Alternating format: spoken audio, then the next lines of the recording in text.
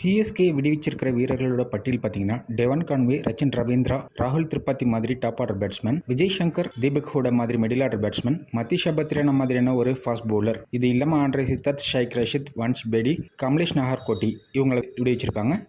அதோட ட்ரேடட் அடிப்படையில் world class spin ஆல்ரவுண்டரான ரவீந்திர ஜடேஜா, ஒரு ஃபாஸ்ட் ஆல்ரவுண்டரான சாம் கரன் ரெண்டு பேரையும் சஞ்சு சாம்சனுக்கு பதிலாக ரிலீஸ் பண்ணியிருக்காங்க. இந்த சூழ்நிலையில் சிஎஸ்கே ஓவராலாக கொலாப்ஸ் ஆன மாதிரியான ஒரு சுச்சுவேஷன் கிரியேட் ஆகியிருக்கு. ஏற்கனவே ஓப்பனிங் பேஸ் பவுலர் இல்லாமல் தடுமாறிக்கிட்டு இருந்த சிஎஸ்கேவுக்கு இப்போ பத்திரனாவும் வெளியில் போகிறதுனால பவுலிங் யூனிட் சுத்தமாக அடி வாங்கியிருக்குன்னு தான் சொல்லணும். அதே மாதிரி பர்ஃபெக்ட் ஆல்ரவுண்டரான ஜடேஜா, சாம் கரன் மாதிரியான ஆட்கள் வெளியில் போயிருக்கிறாங்க.